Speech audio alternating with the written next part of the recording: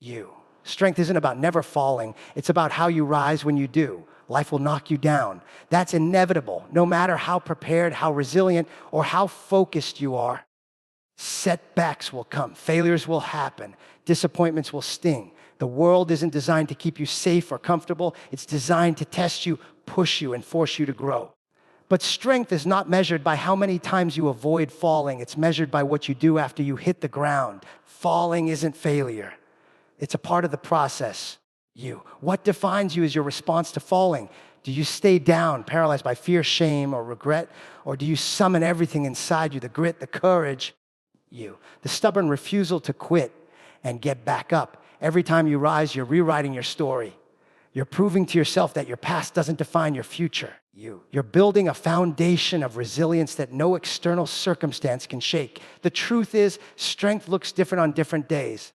Sometimes it's loud and visible, like pushing through a challenge when everyone is watching. Other times it's quiet and invisible, like getting out of bed when all you want to do is give up. Both are strength. Both are valid. Strength isn't a single moment. It's a series of moments. Small, deliberate choices to keep moving forward, even when the path is dark. The weight is heavy. And hope feels distant. Rising after a fall also teaches humility. It reminds you that you're human. That pain, struggle, and vulnerability are part of the human experience, not signs of weakness. When you accept that falling is part of the journey, you stop fearing it. You stop avoiding risk out of fear of failure. Instead, you lean into discomfort because you know it's where growth lives. Falling becomes less of a defeat and more of a lesson. It becomes a signal that you're pushing boundaries, stepping outside of your comfort zone and challenging the limits you once believed were fixed. But rising is not just about willpower. It's also about wisdom. It's about learning from the fall, adjusting your strategy, and making smarter moves. Strength without reflection can turn into stubbornness, pushing forward blindly without course correction. True strength includes the ability to pause, assess what went wrong, and make changes. It's resilience combined with adaptability. Every fall carries a message, and the strongest people are those who listen closely and grow from it. Another layer of strength is knowing when to ask for help. Rising doesn't mean doing everything alone. Sometimes strength is admitting you're overwhelmed and reaching out for support. It's recognizing that healing, recovery, and progress often require community. Real strength is vulnerability, the courage to be honest about your struggles and the humility to accept help. That's how you build sustainable strength, the kind that lasts through seasons, storms, and setbacks. Rising also builds confidence. Each time you get back up, you prove to yourself that you can handle more than you thought possible. You expand your capacity to face challenges. The fear of falling diminishes because you know you have the tools and the mindset to recover. Confidence isn't about never doubting. It's about trusting your ability to bounce back no matter what. This confidence becomes a powerful force that propels you forward and inspires those around you. Finally, strength in rising teaches patience. Progress is rarely linear. Sometimes you rise quickly. Other times it's slow and painstaking. You may take 2 steps forward and 1 step back, but every rise counts. Patience allows you to stay committed even when immediate results aren't visible. It helps you celebrate the small victories and recognize that strength is a marathon, not a sprint. The people who impress us with their strength aren't those who never fall. They're those who fall and refuse to stay down. They become examples of perseverance, courage, and relentless hope. Their stories remind us that strength is accessible to everyone because it's not about perfection. It's about persistence. It's about rising again and again, even when the weight of the world feels unbearable. Strength is the refusal to let a fall define your story, the commitment to keep moving, growing, and becoming despite every setback. Your worst day reveals your true warriors and your hidden saboteurs. It's easy to surround yourself with people when everything is smooth sailing, when the winds come easily and the world seems bright. But when the storm hits, when the weight of life presses down harder than ever, that's when you find out who's really in your corner and who's just pretending. Your worst day strips away the mask, exposing the real motives behind the faces you thought you could trust. On your worst day, your true warriors stand tall beside you, not because they have to, but because they want to. They don't run away when the sky's dark and they bring light. These are the people who show up with no agenda, but to lift you up. They listen without judgment. They offer support without strings, and they remind you of your worth when you've forgotten it yourself. Their presence is a refuge. They don't demand you be strong for their sake. They hold space for your vulnerability. Their loyalty isn't conditional on your success. It's rooted in genuine care for your journey. And no matter how messy or difficult it gets, true warriors also challenge you when needed, not to break you, but to build you. They speak truths you need to hear, even when it hurts you, because they believe in your potential more than your current pain. They don't enable weakness. They empower resilience. They remind you of your strength when you feel weakest, and they refuse to let you settle for less than you deserve. On your worst day, their faith in you becomes a lifeline, anchoring you through the chaos. But your worst day also reveals the hidden saboteurs, the people who wear masks of friendship but feed on your struggle. These aren't always the obvious enemies. Sometimes they're the ones closest to you, the ones you trusted with your heart. Saboteurs thrive on your pain because it gives them control. They manipulate your emotions, twist your reality, and plant seeds of doubt that grow into paralyzing fears. They offer help, but with conditions. Their support feels more like a trap, pulling you deeper into dependency, confusion, or guilt. Hidden saboteurs often disguise themselves with concern and advice, making it hard to recognize their true intent. They question your decisions, subtly undermine your confidence, and create drama that distracts from your healing. On your worst day, they might disappear when you need them most or show up only to remind you of your failures. They don't want to see you rise, They want to keep you tethered to the place where they feel safe, even if that place is pain and stagnation. Recognizing the difference between warriors and saboteurs requires sharp awareness. It demands that you pay attention not just to words, but to actions, consistency, and energy. Who stays when the world turns upside down? Who celebrates your smallest victories instead of waiting for the big ones? Who listens to understand rather than to respond? These are your warriors. Who drains you emotionally? Who complicates your struggles? Who makes you question your worth instead of affirming it? Those are the saboteurs. Your worst day is the ultimate test of your circle. It filters out the noise and reveals who's really invested in your well-being. It forces you to confront uncomfortable truths about relationships that no longer serve your growth. It challenges you to protect your peace fiercely and to be willing to distance yourself from those who harm, even if they wear familiar faces. This revelation isn't just about others, it's also about yourself. Your worst day forces you to look inward, to find your own strength amidst chaos. It teaches you to lean on the warriors, but also to develop resilience within. It helps you understand that true support doesn't come from external validation alone. It comes from a combination of trusted allies and unshakable self-belief. In the end, your worst day is a mirror. It shows you who will stand with you in the storm, who will shelter you, and who will quietly watch you struggle. It reveals the quality of your relationships and the depth of your own strength. And while those saboteurs may try to dim your light, your true warriors remind you that even in your darkest moments, you are not alone, and you are still worthy of love, respect, and victory. Emotional vampires wear concern like a cloak. They hide their true intentions behind the mask of care, making it almost impossible to spot their real motives at first glance. Their words sound like comfort, their actions seem like help, but beneath that surface lies a hunger to drain your energy. You undermine your confidence and keep you tethered to their control. They don't come at you with open hostility. They come disguised as protectors, advisors, and friends, making their manipulation subtle and insidious. This kind of concern is toxic because it twists the natural desire for connection into a weapon. Emotional vampires don't want you to thrive. They want to keep you dependent on their presence and approval. Their concern isn't about your well-being. It's about maintaining their influence. They feed off your doubts, your fears, and your vulnerabilities. When you struggle, they move in closer, posing as guides, but really setting traps. They may ask questions that sound caring, but are designed to plant seeds of insecurity. They might give advice that seems helpful, but actually limits your growth.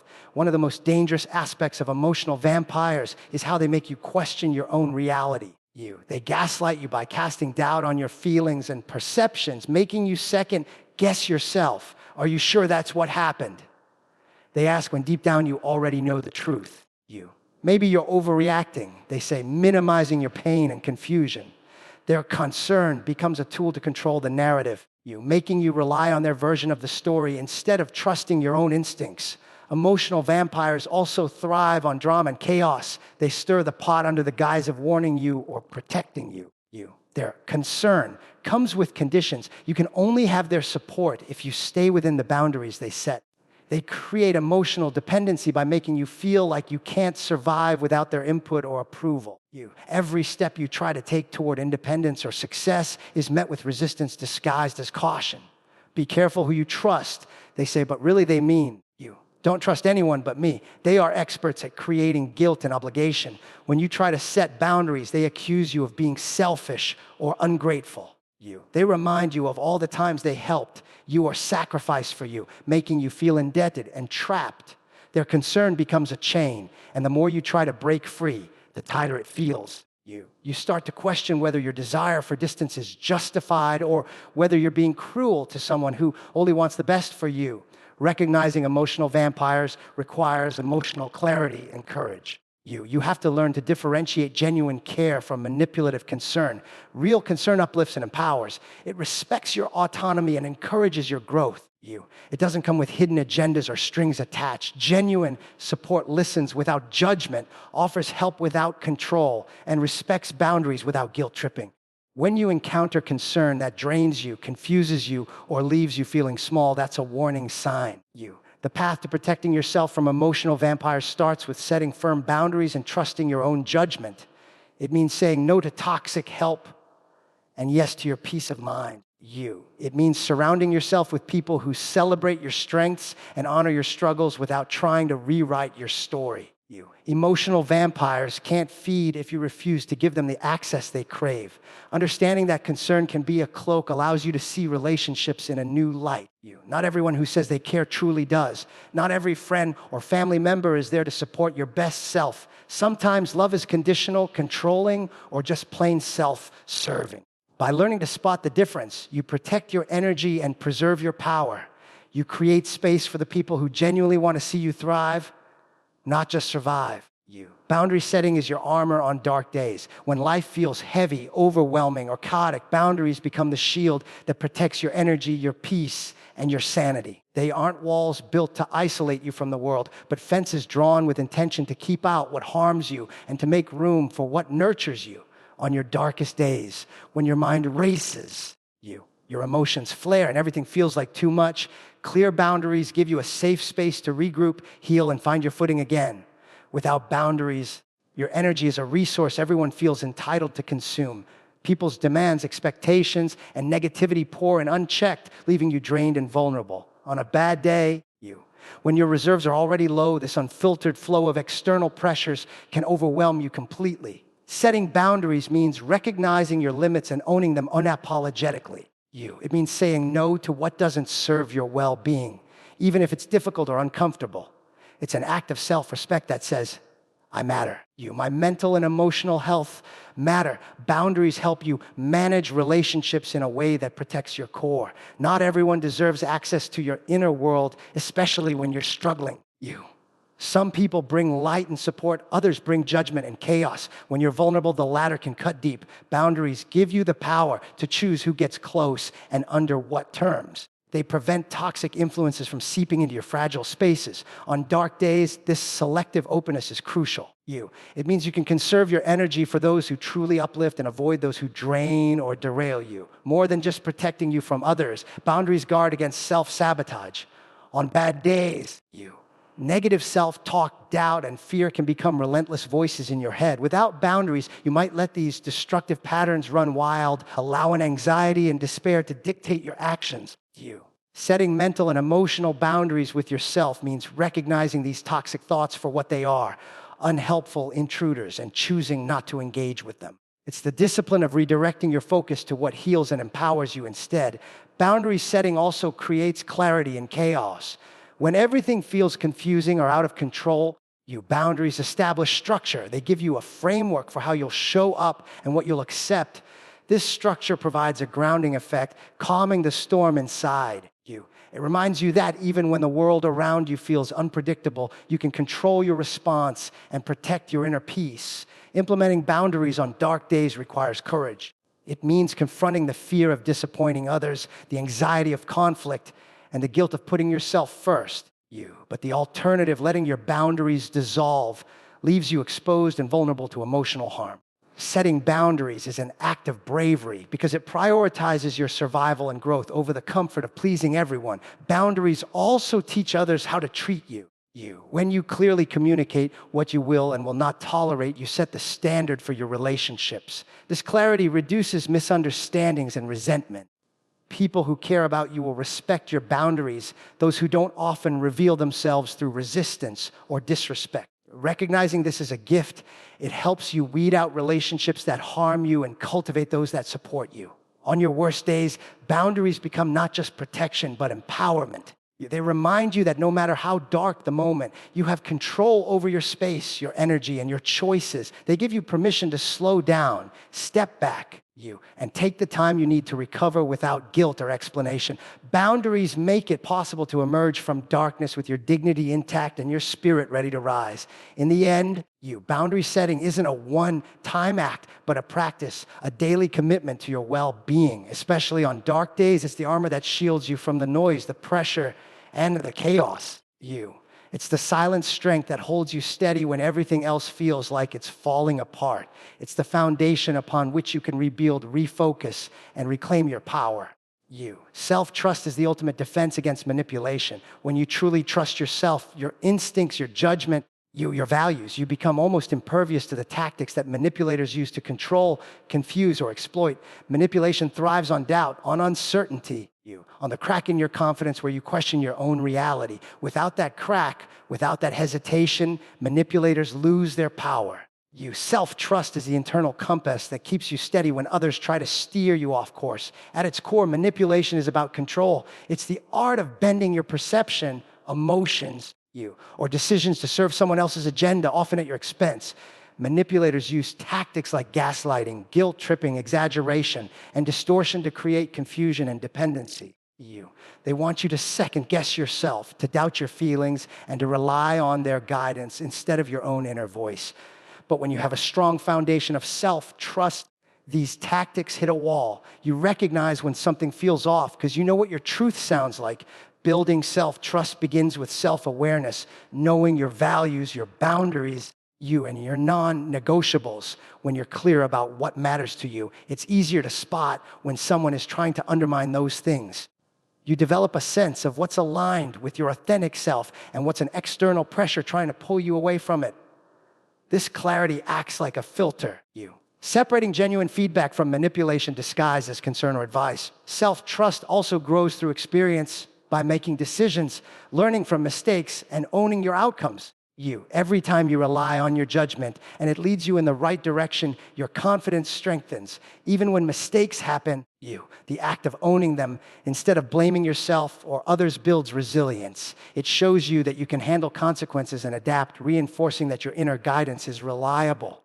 This track record of trustworthiness in yourself makes it harder for manipulators to sow seeds of doubt. Manipulation often preys on vulnerability, moments when you feel uncertain, overwhelmed, you're insecure. During these times, it's easy to lean on others for validation or direction, but self-trust is what keeps you grounded. It allows you to pause and reflect before accepting someone else's version of reality.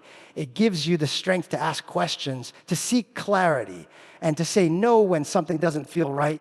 Self-trust is like a shield that stops manipulation from creeping in under the radar. Another crucial aspect of self-trust is intuition, the quiet, internal knowing that doesn't always come with logical proof, but signals when something is off. Manipulators often try to silence or dismiss your intuition, labeling it as overreaction or paranoia. But when you trust yourself, you honor that gut feeling. You use it as a warning system to investigate further rather than ignore or rationalize away discomfort. Intuition coupled with self-trust becomes a powerful early detection system against manipulation. Self-trust also frees you from the need for constant external approval. Manipulators rely heavily on your desire to be liked, accepted, or loved. They exploit these needs by twisting compliments, threats, or guilt to keep you compliant. But when you trust yourself, your worth doesn't depend on others' opinions. You can evaluate relationships and situations objectively, choosing what serves your well-being rather than what appeases others. This independence diminishes manipulative influence because it removes the leverage of your approval-seeking behavior. Building self-trust is not always easy. especially if you've experienced manipulation in the past or grew up in environments where your voice was discounted. It requires patience, practice, and sometimes healing from past wounds. But every step toward trusting yourself is a step away from being controlled by others. It's about reclaiming your power and recognizing that your truth matters more than anyone else's attempt to redefine it. In the end, self-trust is your most reliable ally, you. It doesn't guarantee a life without manipulation attempts, but it guarantees you won't fall prey to them easily. It gives you the clarity to see through the smoke and mirrors, the courage to stand firm in your convictions, and the wisdom to protect your mental and emotional boundaries. When you trust yourself fully, manipulation loses its grip because your power lies within, not in anyone else's hands.